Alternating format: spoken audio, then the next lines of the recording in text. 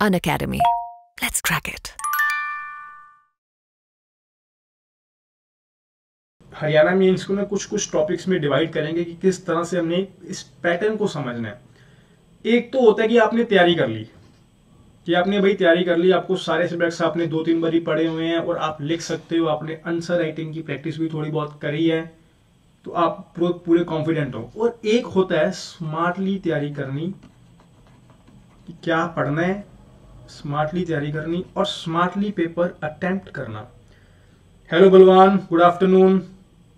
Smartly paper attempt करना, आप paper में बैठने से पहले, पेपर से बैठने से पहले छोड़ो, अभी से ही अगर कोई एग्जाम लिख रहे हो, मतलब कि अगर कोई मॉक टेस्ट दे रहे हो, कोई सीरीज ज्वाइन करी है आपने, आंसर राइटिंग की प्रैक्टिस कर रहे हो, तो आपको किस तरह से करनी है ये आपको अभी से करनी पड़ेगी। इस चीज के लिए क्या चाहिए आपको? प्रैक्टिस। और प्रैक्टिस किस चीज की करें वो मैं आपको आज बताऊंगा, ओके। पहली चीज हमने ये देखनी है कि टोटल क्वेश्चंस कितने होते हैं। चलो शुरुआत यहां से नहीं करते, शुरुआत हम करते हैं कि हमारे पेपर में 5 पेपर होते हैं। हरियाणा मेंस में 5 पेपर होते हैं। Civil law 1, civil 2,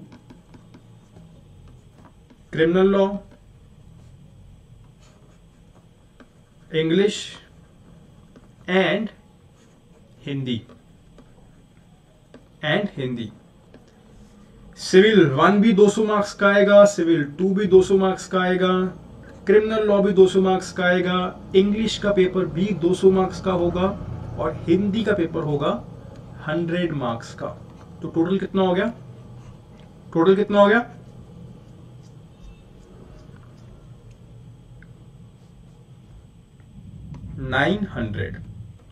900 marks. और हमें जनरल कैटेगरी के स्टूडेंट्स की बात कर रहा हूं, उनको मेंस क्वालिफाई करने के लिए क्या कुछ चाहिए?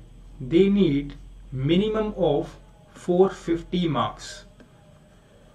क्वालिफिकेशन मार्क्स कितने हैं? 450, that is 50% of 900।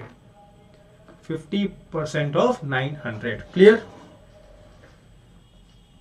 And then we need passing marks in all these subjects as well. यहां पर भी आपको पासिंग मार्क्स चाहिए, यहां पर भी आपको पासिंग मार्क्स चाहिए।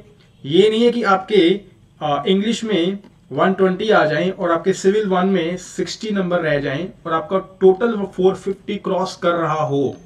समझने की कोशिश करो, एक सब्जेक्ट में आपके नंबर ज्यादा आ गए और एक सब्जेक्ट में आप फेल हो चुके हो, बट आपके टोटल 455 प्लस बन गए, देन यू आर डिस्क्वालिफाइड। आपको पता है ना पिछली बार हरियाणा मेंस में क्या हुआ था?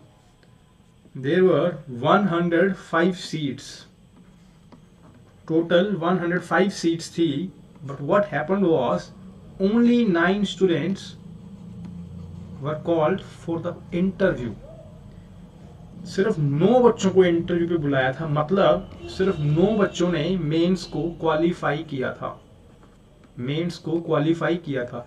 अब ये भी सच है कि और भी ऐसे बच्चे थे जिनके 450 प्लस बन रहे थे, but they were not qualified in one of the subjects and the subject was Hindi,